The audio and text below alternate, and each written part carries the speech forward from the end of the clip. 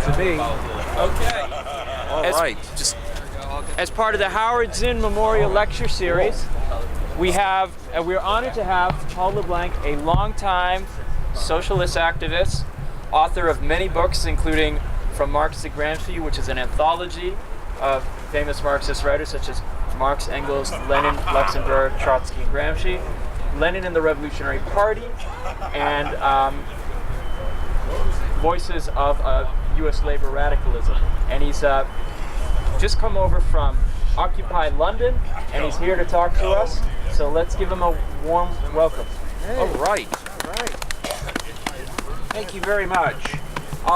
People should not be afraid to come close. As I explained to a couple of people, we need your body warmth. And I'm going to give you a dramatic reading of a text that I wrote up just for this occasion. As someone who's been substantially involved in Occupy Pittsburgh and who has recently returned from London, where I was able to rally with sisters and brothers from the London occupation in the face of an enormous police confrontation. It is a genuine pleasure and honor for me to have an opportunity to speak with activists who are part of Occupy Boston. And as soon as I'm done with my remarks, I'm hoping that we can have some discussion together. In London, I heard the working class singer Billy Bragg being joined by many others in the crowd to sing a wonderful song about the Diggers, an extremely radical movement that was part of the English Revolution of the 1640s. I think it is a great source of strength to be able to draw from one's own revolutionary traditions, from our own history, as we engage in present-day struggles for radical social change. We are the 99%, is the wonderful slogan of our movement, which recognizes that the wealthy 1% that controls the economy and for all practical purposes that controls the government of our country has interests that are fundamentally different from ours. Our struggle is to replace the tyranny of the 1% with a deep and genuine democracy ruled by the people, in which the free development of each person will be the condition for the free development of everyone. We seek a community animated by liberty and justice for all, and animated by what some would call a spirit of brotherly and sisterly love. This goal will not be achieved quickly or easily, but only by a sustained, massive, multifaceted, powerful social movement. I believe that in order to make our movement as strong and effective as it needs to be, we need to explore and learn from experiences of the past, from struggles and social movements that have actually brought about changes for the better in our country. It is altogether appropriate to start our exploration with the words of Howard Zinn. Democracy does not come from the top, it comes from the bottom, Zinn tells us at the beginning of his wonderful film, The People Speak. The mutinous soldiers, the angry women, the rebellious Native Americans, the working people, the agitators, the anti-war protesters, the socialists and anarchists and dissenters of all kinds, the troublemakers, yes, the people who have given us what liberty and democracy we have. These splendid troublemakers that Zinn tells us about were not the entire 99% of their time. They were a militant minority who fought for the interests of the 99% and who did that by reaching out to persuade their sisters and brothers to join them in the struggle for a better world and to include more and more and more of them in the struggle. A struggle taking place under the shadow of what some came to refer to as globalization, a globalization dominated by multinational corporations that seek to amass huge profits for the 1% at the expense of the rest of us. Back in the 1880s, when the American Federation of Labor, the AFL, was being founded, the labor activists explained in the preamble of their constitution, a struggle is going on in the nations of the civilized world between the oppressors and the oppressed of all countries, a struggle between capital and labor, which must grow in intensity from year to year and work disastrous results to the toiling millions of all nations if they are not combined for mutual protection and benefit. This is in the preamble of the American Federation of Labor Constitution. This is more true now than it was 125 years ago. We must join together, the many millions, to resist and overcome our oppressors and our oppression and exploitation. The occupation movement that has swept through our country, that millions of us are part of, actively part of, identifying with, there are millions of us. Of course, there are more who are involved than are able to sleep and eat and live at the various occupation sites. We are many, and our ideas and aspirations are shared by many, many more in our country. According to the polls recently published in the New York Times, about 25% of the people in the United States oppose what we stand for. And about 45% agree with our ideas, with the other 30% not yet knowing enough to decide. It seems to me a worthy goal for our movement to make that 45% solid and add as much of the 30% to that as possible, and even win over some of the critical 25%. We can do it. That is our responsibility. I think we can learn something of value in the history of earlier social movements. In what follows, I will offer the words from some of the past leaders of the labor movement and the civil rights movement. But right off the bat, we need to be careful about what we mean by leaders. As the great socialist and union organizer Eugene Victor Debs put it, I am not a labor leader. I do not want you to follow me or anyone else. If you are looking for a Moses to lead you out of this capitalist wilderness, you will stay right where you are. I would not lead you into the promised land if I could, because if I led you in, someone else would lead you out. You must use your heads as well as your hands and get yourself out of your present condition. As it is now, the capitalists use your heads and your hands for their own profit. Put an end to that. Don't replicate that. Many years later, Ella Baker, who worked with the NAACP, the Southern Christian Leadership Conference, and the Student Nonviolent Coordinating Committee, explained her own leadership role in a way that Debs would have liked. You don't see me on television. You didn't see news stories about me. That kind of role that I tried to play was to pick up pieces, to put together pieces out of which I hoped organizations might come. My theory is strong people don't need strong leaders. Genuine leaders, according to her, genuine leaders are those who help more and more people among the 99% to think critically and organize themselves effectively. That is a very radical, revolutionary notion. And Ella Baker was a revolutionary. She emphasized that the racial integration struggle by itself was not an adequate goal. Integration into what? In order for us poor and oppressed people to become part of a society that is meaningful, she explained, the system under which we now exist has to be radically changed.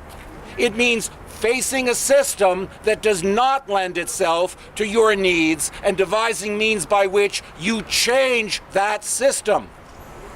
What Baker is describing is a power struggle in which the 99% are freed more and more, and eventually completely, from the oppressive power of the 1%. True. Related to these insights are the additional comments of A. Philip Randolph, who played a central role in both the labor and civil rights movements. He says, power and pressure are at the foundation of the march of social justice and reform. Power and pressure do not reside in the few and intelligentsia, but instead they lie in and flow from the masses. Randolph stressed that, and he added, power is the active principle of the organized masses, the masses united for a definite purpose. This idea was developed with special eloquence by Martin Luther King Jr., and it is worth giving attention to how he put it. Here are his words. The plantation and ghetto were created by those who had power, both to confine those who had no power and to perpetuate their powerlessness. The problem of transforming the ghetto, therefore, is a problem of power confrontation, of the forces of power demanding change and the forces of power dedicated to preserving the status quo. Now, power, properly understood, is nothing but the ability to achieve purpose. It is the strength required to bring about social, political, and economic change. This is Martin Luther King. These are his words. Explicitly drawing from the experience of the labor movement, King emphasized power is the ability to make the most powerful say yes when they want to say no. And now we'll find that next page. That's power, he said. Power is at its best if it's love implementing the demands of justice. And justice is at its best if it is power correcting everything that stands against love. Let us be dissatisfied until the tragic walls that separate the outer city of wealth and comfort and the inner city of poverty and despair shall be crushed by the battering rams of the forces of justice. To be honest with you, brothers and sisters, that's my kind of nonviolence. I am totally prepared to commit to that struggle. And I know all of us are. That's what we're about. One aspect of these comments from King involved a belief in the need for a radical, even revolutionary change in the system. What we have seen Ella Baker also calling for. And like Baker, like A. Philip Randolph, like Gene Debs and others we are looking at, King was convinced that the capitalist system, controlled by the top 1%, needed to be replaced with political and economic rule by the 99%. His wife, Coretta Scott King, later recalled that within the first month or so of our meeting back in 1952, King was talking to her about working within the framework of democracy to move us toward a kind of socialism, arguing that a kind of socialism has to be adopted by our society because the way it is, it's simply unjust. As she elaborated, democracy means equal justice, equity in every aspect of our society. And she noted that her husband knew that the basic problem in our society had to do with economic justice, or the contrast of wealth between the haves and the have-nots. A significant difference between the radicalism of the labor movement and the civil rights movement. And some of you may have reflected on this. It's been pointed out to us over and over again. Significant difference between the radicalism of the labor movement and the civil rights movement and the radicalism of our own occupation movement is that ours, unlike theirs, does not at present have practical, immediate, winnable demands. We don't have a demand We don't have a set of demands where we're saying we're going to wrap it up if you give us this. If Mubarak falls, if there's democratic elections, like in Egypt in Tahrir Square, then we will leave, but we will not leave before that. We don't have that kind of demand. The civil rights movement demanded and eventually was able to win an end to Jim Crow segregation laws and giving African Americans the right to vote in the southern states.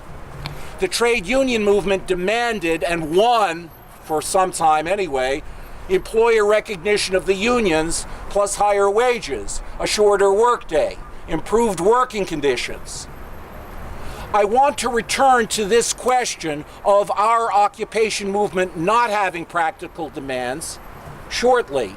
But first I want to point out a problem with narrowing down the struggle to just so-called winnable practical demands, because there can be a problem with that. In fact, the leadership of the old American Federation of Labor tended to narrow the whole struggle down to such pure and simple practicality.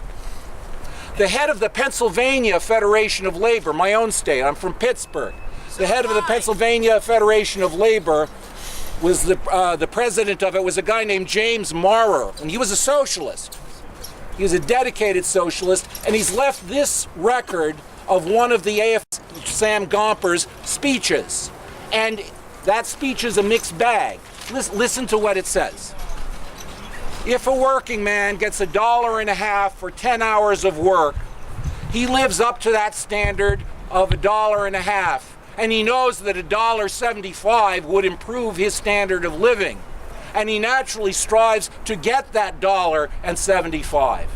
And after that, he wants $2 more and more time for leisure, and he struggles to get it. Not satisfied with $2, he wants more. Not only 2.25, but a 9-hour workday. And so he will keep on getting more and more until he gets it all, or the full value of all he produces. Well, frankly, I think that's okay. But there can be a problem with it too. Despite rhetoric that retains something of the ardor and implications associated with that old revolutionary preamble of the AFL, a growing number of AFL leaders, including Gompers himself, began to pull in a different direction that enabled them to adapt to and adopt the prejudices of some skilled workers against the unskilled, against new immigrants, against blacks and Asians and other people of color, against female wage workers. And they also made far-reaching compromises with some of the more astute representatives of the capitalist system. Much of the labor movement became moderate, conservative, undemocratic, and corrupt. Such things rooted in the disconnect between the original revolutionary ideals, the sweeping ideals of the labor movement, and the radical democratic commitments of that movement, and this narrower approach to day-to-day practical struggles contributed to the decline of the spirit and the power of the unions in this country. In stark contrast to this was the uncompromising radicalism of the industrial workers of the world, the IWW, which in 1905 declared the working class and the employing class have nothing in common. There can be no peace so long as hunger and want are found among millions of the working people, and the few who make up the employing class have all the good things of life. Between these two classes, a struggle must go on until the workers of the world organize as a class, take possession of the means of production, abolish the wage system, and live in harmony with the earth, unquote. That sounds pretty good to me. IWW organizer Elizabeth Gurley Flynn explained what she and other radical labor organizers saw as the necessary link between practical struggles and revolutionary spirit. What is a labor victory? I maintain that it is a twofold thing. Workers must gain economic advantage, but they must also gain revolutionary spirit in order to achieve a complete victory. For workers to gain a few cents more a day, and that's good to get a few more cents a day, and a few minutes less a day of work, and to go back to work with the same psychology, the same attitude towards society, is to achieve a temporary gain and not a lasting victory. For workers to go back with a class-conscious spirit, with an organized and determined attitude towards society, means that even if they have to go back and they get no economic gain, they have the possibility of gaining it in the future because they have the spirit and the understanding to fight for it.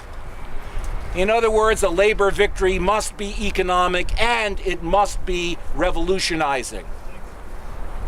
This outlook animated many of the organizers and activists in the three big general strikes of 1934. Strikes that forced the employers, that forced the government, that forced the people of power to say yes when they really wanted to say no.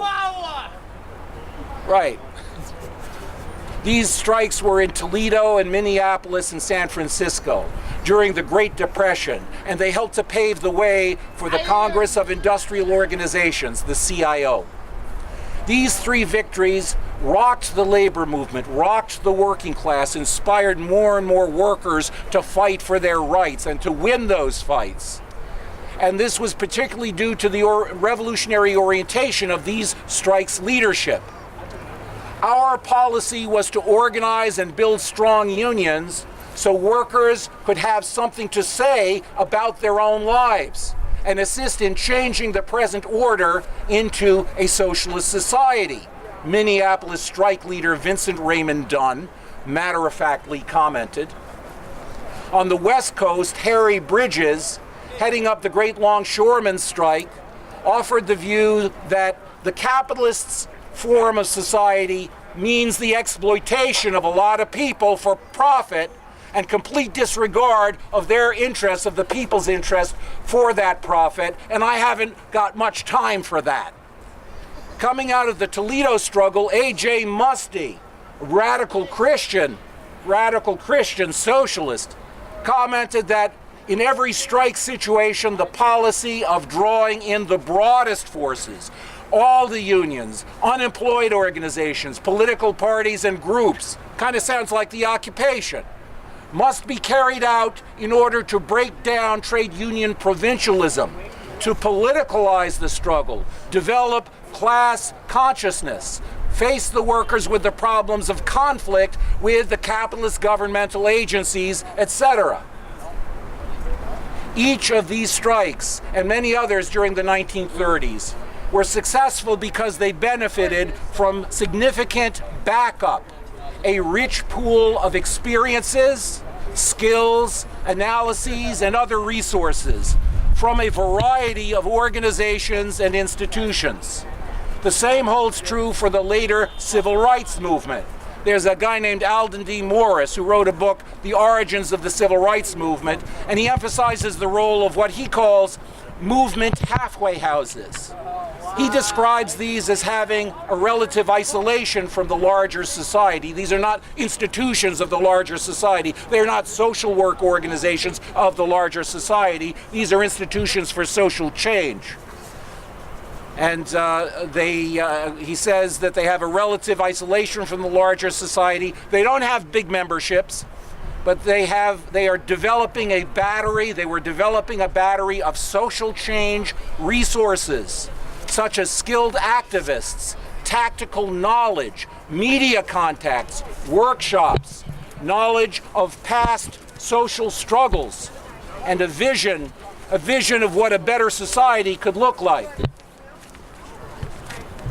That's needed. We need those things if we're going to build the kind of movement that can bring about the change that we need. Among those institutions, there were a number of them. One was a radical pacifist group known as the Fellowship of Reconciliation, One was a radical educational center, the Highlander Folk School, that helped to train civil rights activists. In the 30s, it was training labor activists.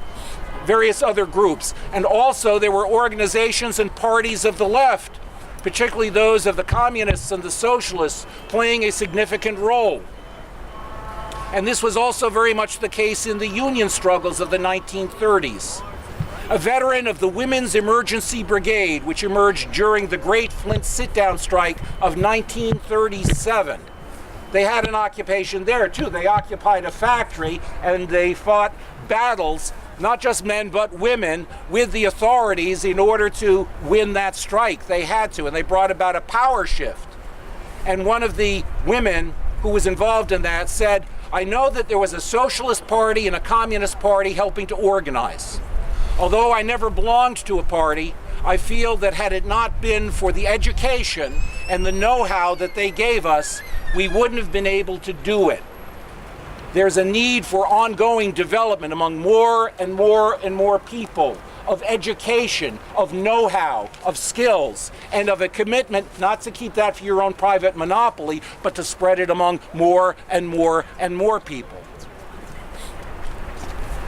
Before summing up some of what emerges from these explorations that I've been doing in these remarks, I want to come back to the point raised a few minutes ago in these remarks.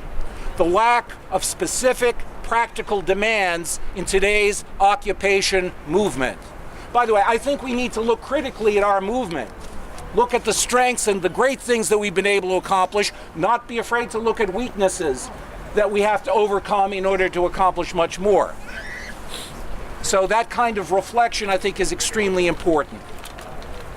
But it seems to me that this lack of clear demand is not a fatal flaw for our movement at this time. And it seems to me that we can, in fact, find precedents to the struggles of the past. And I want to give one example of one of those precedents.